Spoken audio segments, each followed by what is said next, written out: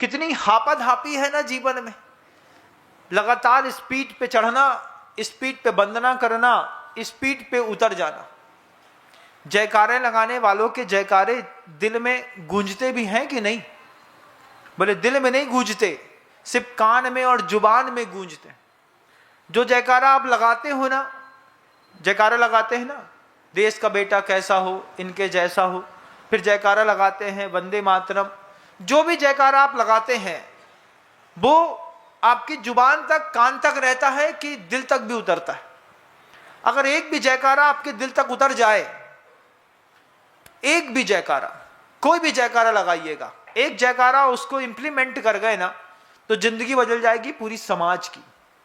पूरी समाज के लोग, बहुत सारे बड़े बड़े लोग, जब साधु परमेष्ठी भी आते हैं, लगातार बड़े जोश में जयकारा लगाते हैं, देश की रक्षा कौन करेगा, धर्म की रक्षा कौन करेगा, हम करेंगे, हम करेंगे, हम करेंगे, हम करेंगे, कि ये बगावती नारे लगाने के बाद पता चला तंबाकू खाते हुए पकड़े गए।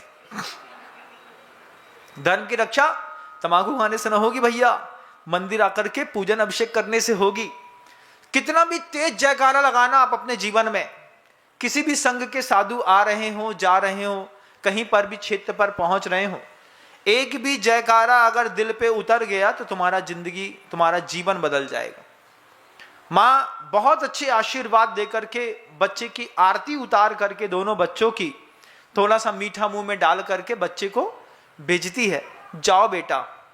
इतने लाड़ मनुहार भाव के साथ, शिक्षा के साथ बच्चों को भेजा, और बच्चे जैसे ही उस काफिले में शामिल हुए, काफिले के धनपति ने बोल दिया, आज से तुम्हारी जवाबदारी है 50 गाड़ियों के 100 बैलों के लिए सानी बनाने की। सम्मेद शिखर जी की वंदना करने के चक्कर में 2 महीने लगेंगे अभी पहुंचने में। 2 महीने तक सुबह शाम बैलों के लिए सानी बनाना, उसके बाद भोजन के बर्तन साफ करना, उसके बाद सारा सामान बैलगाड़ी में वापस चढ़ाना, उसके बाद रात में बैलगाड़ियों की काफिले की जग करके रक्षा करना।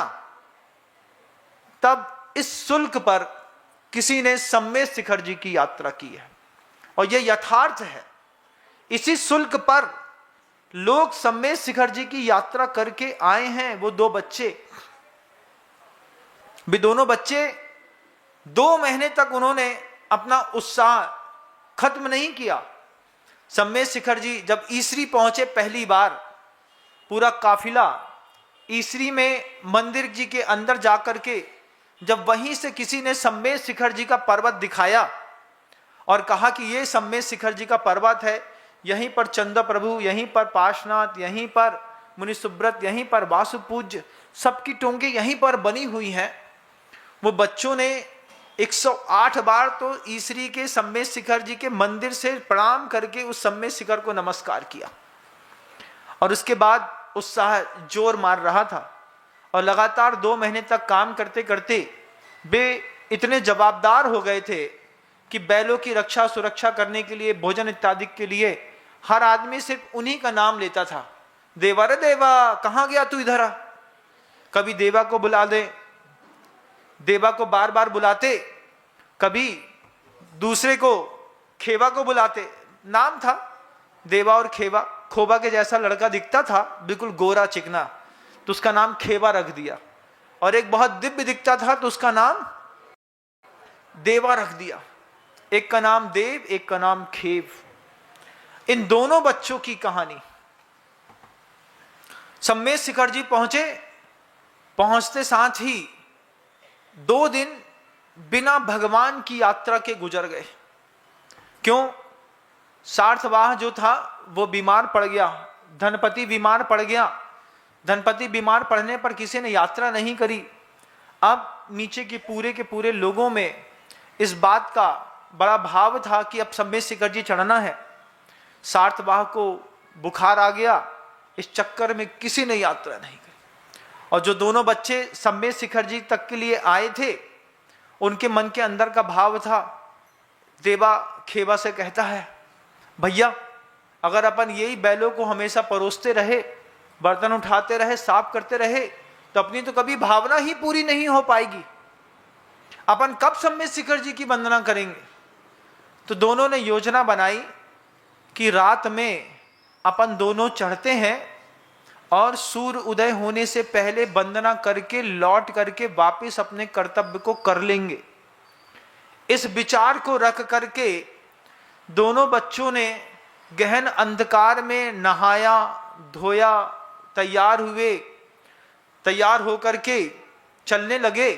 तो छोटे भाई ने बड़े भाई से कहा, माँ ने मक्का दिए थे, कहाँ है वो मक्के? हाँ हाँ हाँ, याद आता है, वो बैलगाड़ी में वहां पर मैंने छिपा के रखे थे। फिर वो अपने मक्के लेकर के आए, मक्के बैलगाड़ी से लेकर के आए। मक्के को नीचे वहीं पर शुद्ध प्राशुक जल से धोया, कुएं के पानी से छान करके गरम करके मक्कों को धो करके और अपनी पोटली में भर करके और अनंतानंत सिद्ध परमेष्ठियों को प्रणाम करके वे बड़े उत्साह के साथ सम्यक शिखर जी के पर्वत पर चढ़े। अंधेरे में चढ़े, लेकिन सौभाग्य था कि जिस रात को चढ़े उस रात को पूर्णिमा थी। पूर्णिमा में सारी टोंके रात के 1:30 बजे ऐसी चमचमा रही थी, बिल्कुल स्पष्ट दिखाई दे रहा था हर भगवान के चरण चिन्ह, हर टोंक, सब कुछ। दोनों बच्चे धन्य हुए। हर टोक पे जाते, 4-4 मक्के के दाने चढ़ाते, आगे बढ़ जाते, फिर मक्का का दाना चढ़ाते, आगे बढ़ जाते, मक्के का दाना चढ़ाते, आगे बढ़ जाते। लौट करके पूरी वंदना करके वापिस आ गए। लौट के आकर के देखा कि यहाँ पर सबकी वंदना करने के भाव हो रहे हैं और धनपति के साथ पूरा का पूरा काफिला सम्यक शिखर जी की ओर चढ़ने के लिए उद्यत है। दोनों ने फिर विचार किया, एक वंदना तो कर ली, एक वंदना इनके साथ और कर लेते हैं।